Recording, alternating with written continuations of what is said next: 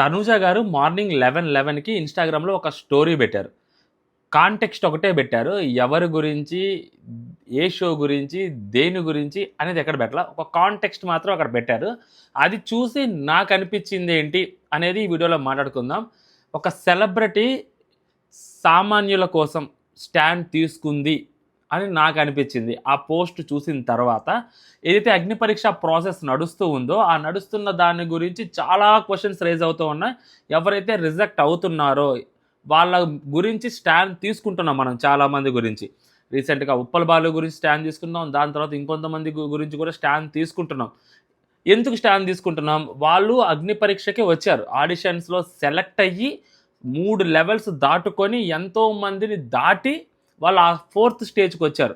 So, అంటే వాళ్ళు చాలా మందిని క్రాస్ చేసి అక్కడికొచ్చారు. వాళ్ళు అక్కడి దాకా వచ్చారంటే వాళ్ళలో ఎంతో కొంత ఏదో ఒక టాలెంట్ ఉంది కాబట్టే, ఆ టాలెంట్‌ని అగ్ని పరీక్ష టీమ్ చూసింది కాబట్టే వాళ్ళు అక్కడి దాకా వచ్చారు. సో, వాళ్ళు అక్కడి దాకా వచ్చినప్పుడు వితిన్ ద టైమ్ లిమిట్ 5 మినిట్సో, 10 మినిట్సో ఒక యాక్ట్ చేస్తున్నప్పుడు సమ్‌వేర్ కొంతమంది నర్వస్ ఫీల్ అవుతుంటారు. ఆఫ్‌కోర్స్. సో, అలాంటి టైంలో కొంతమంది బ్లాంక్ ఔట్ అవుతారు. కొంతమంది ఏదేదో చేయాలని ట్రై చేస్తుంటారు. ఏది చేయలేకపోయే వాళ్ళు చాలామందుంటారు. అలాంటి వాళ్ళని మీరు ప్రాపర్‌గా డీల్ చేయాలి. మీరు ప్రాపర్‌గా అట్‌లీస్ట్ వాళ్ళని మీరు రిజెక్ట్ చేయటం ఈజ్ ఫైన్. ఓకేనా? మీకు అది సూట్ అవ్వచ్చు, సూట్ అవ్వకపోవచ్చు. బట్ ప్రాపర్ సెండ్ ఆఫ్ అనేది వాళ్ళకి ఉండాలి అన్నట్టు ఆవిడ ఒక మాట్లాడారు. అంటే అగ్ని పరీక్ష గురించి అని ఎక్కడ పెట్టలేదు. జడ్జెస్ గురించి పెట్టలేదు. లేదా ఆ కంటెస్టెంట్స్‌కి సపోర్ట్ చేస్తున్నట్టు కూడా ఎక్కడా పెట్టలేదు. బట్ ఓవరాల్‌గా జనరలైజ్డ్‌గా చాలా తెలివిగా, అది చాలా స్మార్ట్‌గా ఇన్‌ఫాక్ట్ పెట్టారు. బట్ స్టాండ్ తీసుకున్నారు అని నాకు చాలా బలంగా అనిపించింది. దానికి తోడు రీసెంట్‌గా కాంట్రవర్సీ కూడా ఇంకోటి స్టార్ట్ అయింది. చరణ్ మహదేవ్ సెలెక్ట్ అయ్యారు కదా! సో, తను బిందు మాధవ్‌ని ఇంటర్వ్యూ చేస్తున్నప్పుడు ఆ వైబ్‌లో సో, మనోడు అడిగిన క్వెషన్‌కి ఆవిడ చెప్పిన ఆన్సర్‌కి నటరాజ్ మాస్టర్ హర్ట్ అయ్యాడు. యాక్చువల్‌గా అది చూసినప్పుడు నాకు పెద్ద ఏమి అనిపించలేదు. అది ఆవిడ మాట్లాడుతున్నప్పుడు అలాంటోళ్ళు ఉండాలి అన్నప్పుడు. బట్ ఎవరైతే ఆ పోస్టర్‌ను నటరాజ్ మాస్టర్ ఆ పదాన్ని పట్టుకొని చాలా గట్టిగా ఫైర్ అవుతున్నాడు. ఆయన వర్షన్ చెప్పినప్పుడు అవును కదా! కరెక్ట్ కదా! నిజమే కదా! అని అనిపించింది. మనం 'బిగ్ బాస్' ఓటీటీలో ఉన్నప్పుడు కంప్లీట్ ఆపోజిట్ నటరాజ్ మాస్టర్. బిందు మాధవ్‌కి ఫుల్ సపోర్ట్. ఆ వైబ్ భలే ఉండేది. నటరాజ్ మాస్టర్ తోటి గొడవ పడతా ఉంటే మస్తు అనిపించేది. బట్ ఇప్పుడు అదంతా అయిపోయిన తర్వాత అందరూ అయిపోయిన తర్వాత ఒక కంటెస్టెంట్ ఒక క్వెషన్ అడిగినప్పుడు మీరు చెప్పే ఆన్సరు, మీరు యూజ్ చేసే ఆ చూసింగ్ ఆఫ్ వర్డ్స్ అనేవి కరెక్ట్ కాదేమో అని నాకు అనిపించింది. మీరు అవి ఓట్స్ చూసే ఎవరైతే కంటెస్టెంట్స్‌ని మీరు రిజెక్ట్ చేస్తుంటారు. మీరు అలాంటోళ్ళు ఉండాలి అంటే అలాంటోళ్ళు అంటే ఆయన ఏంటి? ఆయన టెర్రరిస్టా? రేపిస్టా? లేకుంటే ఇంకేదైనా ఆయన? ఎవరాయన? మీలాగే వచ్చిన ఒక కంటెస్టెంటే గదా! అలాంటోళ్ళు అంటే అది ఏంటి? ఎలా తీసుకోవాలి దాన్ని? కులం పరంగా తీసుకోవాలా? మతం పరంగా తీసుకోవాలా? ఇంక దేని పరంగా తీసుకోవాలి? డబ్బు పరంగా తీసుకోవాలా? లేకుంటే సినీ సెలబ్రిటీస్‌లో హోదా పరంగా తీసుకోవాలా? దేని పరంగా తీసుకోవాలి? అలాంటోళ్ళు అనంటే ఏంటి? అని చెప్పి నటరాజ్ మాస్టర్ ఫైర్ అవుతున్నారు. అండ్ నటరాజ్ మాస్టర్‌కి కూడా సపోర్ట్‌గా మాట్లాడిందా అంటే ఇక్కడ నటరాజ్ మాస్టర్ గురించి ఎక్కడ మాట్లాడలేదు. ఇట్స్ ప్యూర్‌లీ ఆ కామనర్స్ వాళ్ళు పడిన బాధలు. తనూజ గారు అసలు నిజంగా ఆవిడ చాలా గ్రేట్ అనిపించింది ఈ విషయంలో. ఎందుకంటే మనమందరం అక్కడ రిజెక్ట్ అవుతున్నారు, వాళ్ళని అవమానిస్తున్నారు, వాళ్ళు రిజెక్ట్ అవుతున్నారు. సో, అది కరెక్ట్ కాదని మాత్రమే మాట్లాడుతున్నాం గానీ, వాళ్ళు అక్కడి దాకా రీచ్ అవ్వడానికి వాళ్ళ పడ్డ కష్టం ఏదైతే ఉంటదో, ఆ కష్టాన్ని ఒకసారి గుర్తించండి, ఆ కష్టాన్ని ఒకసారి చూడండి అని ఆవిడ చెప్పింది మాత్రం చాలా బాగా అనిపించింది. ఆవిడ ఏం మాట్లాడిందో మనకి ఇక్కడ చదివి వినిపిస్తాను మీకు చూడండి. Doing show is fine, giving entertainment is fine, making fun and creating drama is also fine. But playing with someone's feeling, playing with their emotions and easily judging someone's personality is not correct. Show చేయటము, like ఆ షోలో ఒక emotion పండించటము, ఒక drama చేయటం everything good. But దానికోసము వేరే వాళ్ళ పర్సనాలిటీని జడ్జ్ చేయటం అనేది కరెక్ట్ కాదు అని. సో, బిందు మాధవ్ గారు ఉప్పల బాలు దగ్గరతోటి మాట్లాడిన మాటలు ట్రాన్స్ అని, దాని తర్వాత నువ్వు అలాంటి వల్గర్ వీడియోస్ చేసుకో నవదీప్ అన్నం కానీ ఇలాంటి మాటలు ఏవైతే మాట్లాడారో అవి కరెక్ట్ కాదు. నిన్న ఒక పూజారి వచ్చాడు. అఫ్‌కోర్స్ ఆయన చెప్పిన మాటలు కావాలని కొంచెం కల్పించి చెప్పాడని చెప్పి నాకు అనిపించింది. ఓకేనా? బట్ ఒక్కొక్కళ్ళు ఒక్కొక్క మాట మాట్లాడారు. నవదీప్ ఏందంటే, "నువ్వు పౌరోహిత్యం చేసుకుంటున్నావు కదా! అది చాలా గొప్ప వృత్తి కదా! ఇప్పుడు ఇది ఎందుకు నీకు ఇది సెట్" అంటాడు. అభిజిత్ ఏందంటే, "అసలు ఇది నీకు బిగ్ బాస్ ప్లాట్‌ఫార్మ్ నీకు సెట్టే కాదంటాడు. యూ ఆర్ అన్‌ఫిట్" అంటాడు. ఈవిడేంటంటే నువ్వు అది స్టెప్పింగ్ స్టోన్గా తీసుకోవాలనుకుంటున్నావు కదా అని అంటది. అతను మరి అసలు ఈ పదమే నాకు అర్థం కాదు, స్టెప్పింగ్ స్టోన్ అనేది. పిచ్చి పట్టి వస్తాడు అగ్ని పరీక్షకి. బిగ్ బాస్ హౌస్లోకి వెళ్దామనే కదా వస్తారు అగ్ని పరీక్షకి సెలెక్ట్ అప్లై చేసేవాడు ఎవడైనా కానీ. బిగ్ బాస్ షోకి ఎందుకు వస్తాడు?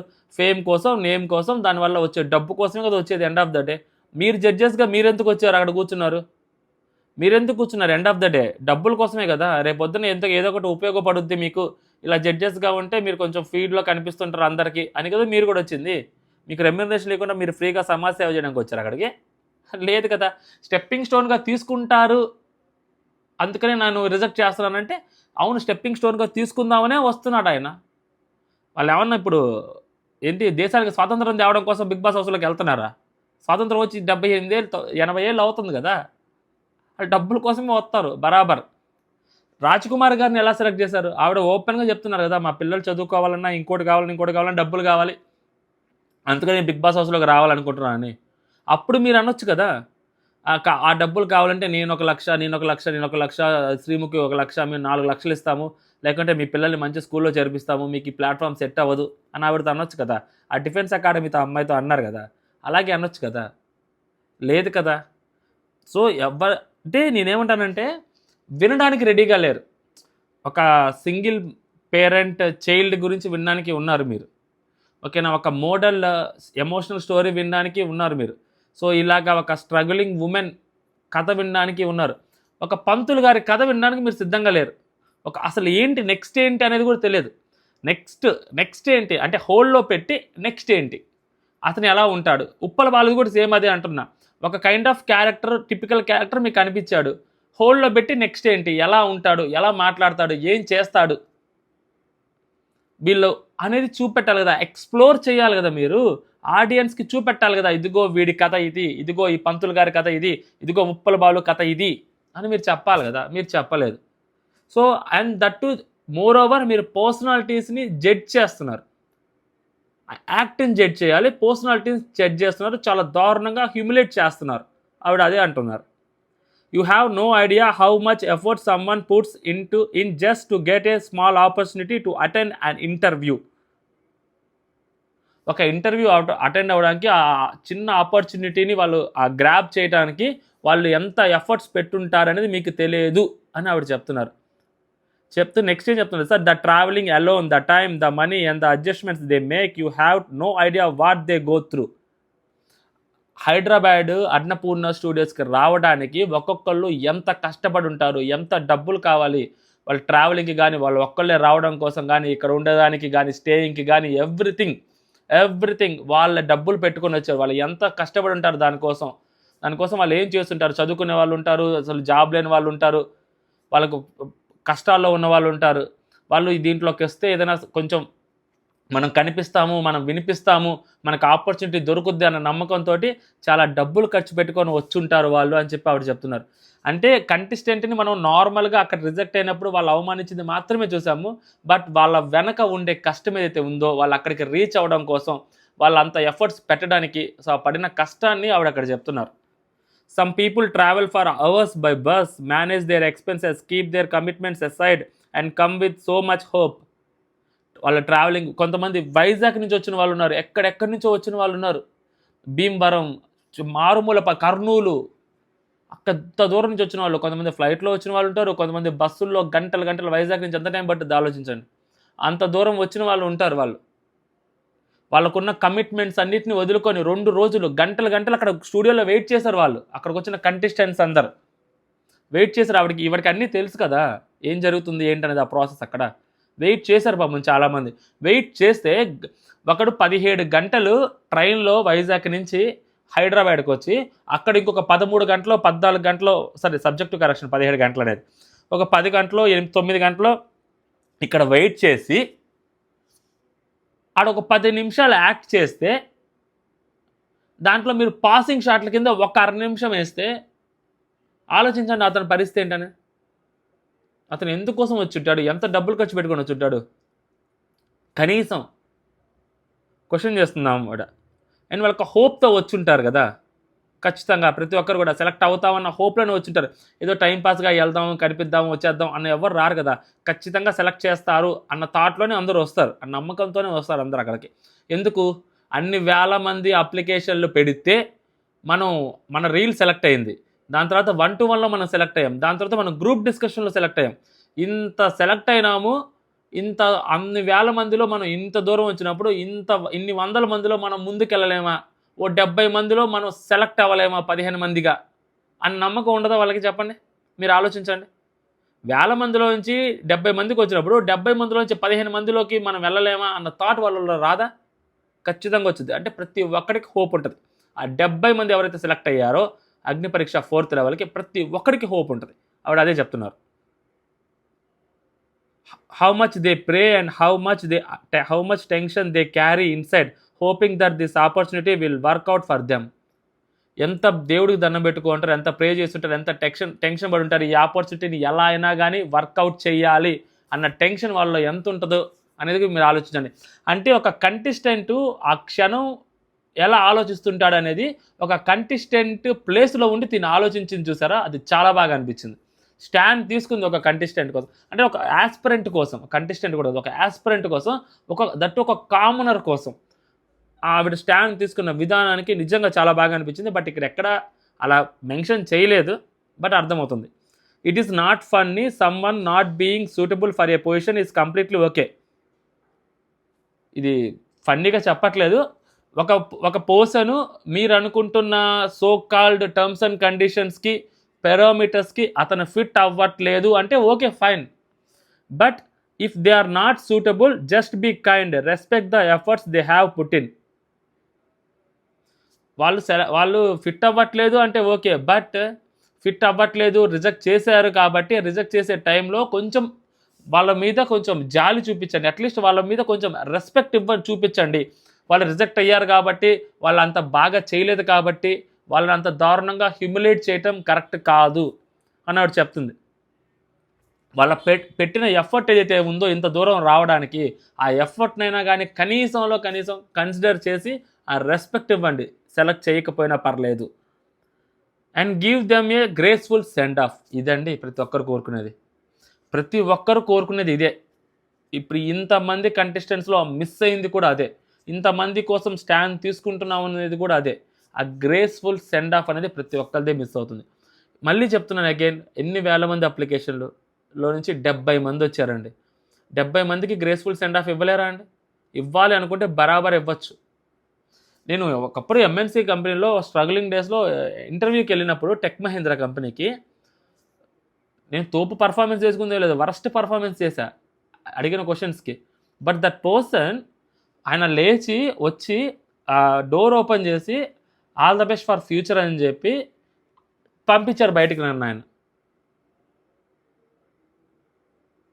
మళ్ళీ ఒక కంటెస్టెంట్ వస్తే మళ్ళీ ఆ కంటెస్టెంట్ మళ్ళీ లోపలికి తీసుకెళ్ళి కూర్చోబెట్టి ఆయన వెళ్ళి కూర్చున్నాడు. ఎలా ఉంటుంది తెలుసా మనకి? మనం ఆ వర్స్ట్ పర్ఫార్మెన్స్ చేసాము అన్న బాధ కూడా ఉండదు. ఒక మనిషి మనకి ఇంత దూరం వచ్చి రెస్పెక్ట్ ఇచ్చి బయటికి పంపించారని ఆ ఒక్కటి గుర్తుంటుంది తప్పితే ముందు పర్ఫార్మెన్స్ కూడా మనకి బాధ అనిపించదు. సో అదే చెప్తుంది ఆవిడ. నేను అక్కడ కనెక్ట్ అయ్యాను నిజంగా, అరే కరెక్ట్ కదరా అని అనిపించింది. ఆ graceful send off is must required. But చాలామంది కంటెస్టెంట్స్ అది నిజంగా వాళ్ళు సీరియస్లీ ఎవరి పార్టీకి వాళ్ళు మరీ దారుణంగా పంపించేశారు. అక్షయ్ రాజు ఆ పర్సన్ ఓకే ఫైన్, అతను సరిగ్గా మాట్లాడలేదు, సరిగ్గా చేయలేదు, ఎవ్రీథింగ్ ఇస్ ఫైన్. బట్ ఆ పర్సన్ని మీరు డీల్ చేసిన విధానం, ఆయన వెళ్ళరా బాబు వెళ్ళరా ఎందుకు అలా, ఎందుకు కొంచెం బెటర్గా మాట్లాడి ఉండొచ్చు కదా అని నాకు అనిపించింది. అండ్ ఈవిడ చెప్పింది కూడా కరెక్టే కదా. సో అంటే తను గమనించింది ఇవన్నీ గమనించి తను మాట్లాడింది అని నాకు అనిపించింది.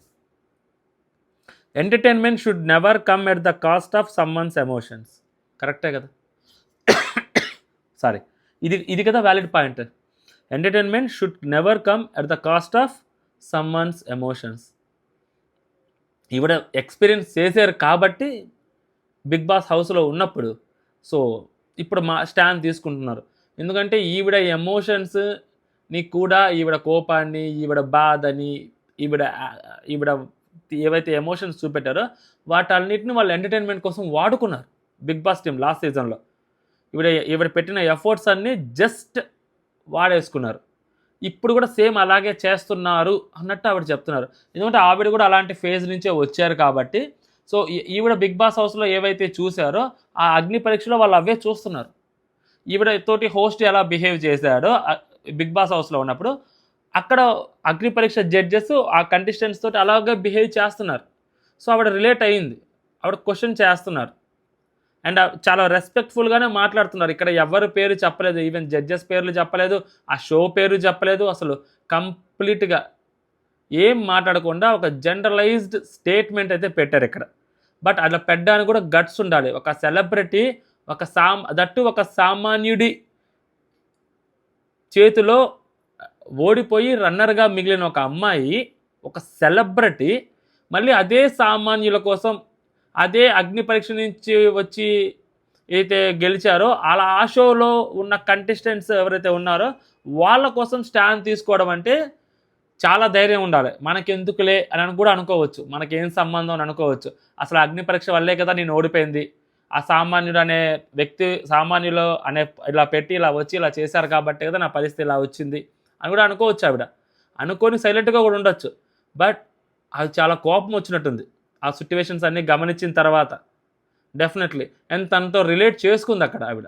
సో, క్వెషన్ చేస్తున్నారు. With valid points. అసలు ఎవ్వరు కూడా ఇప్పటి వరకు మాట్లాడుండరు. ఎందుకంటే ఆ కంటెస్టెంట్ ఆ హైదరాబాద్‌లో ఆ స్టేజ్ మీదకి రావడానికి అతను ఎంత స్ట్రగుల్ అయ్యుంటాడు. ఇన్ని రోజులు. ఎంత స్ట్రగుల్ అక్కడి దాకా వచ్చుంటాడు అనేది ఎవ్వరూ మనం ఆలోచించలేదు. ఎవరు మనం దానికి కనీసం అడ్రెస్ కూడా చేయలేదు. అలాంటి థింగ్స్‌ని ఆవిడ అడ్రెస్ చేశారు. అది చాలా బాగా అనిపించింది. Mahesh to all the Brave once stay strong and never give up. So, ఇది తనూజ గారు స్టోరీ పెట్టారు. జడ్జెస్ మీద ఫైర్ అయ్యారు. ఆ షో ప్రాసెస్ మీద ఫైర్ అయ్యారు. అలాగే కంటెస్టెంట్స్ కోసం సపోర్ట్‌గా నిల్చున్నారు వాళ్ళకి. జై హింద్.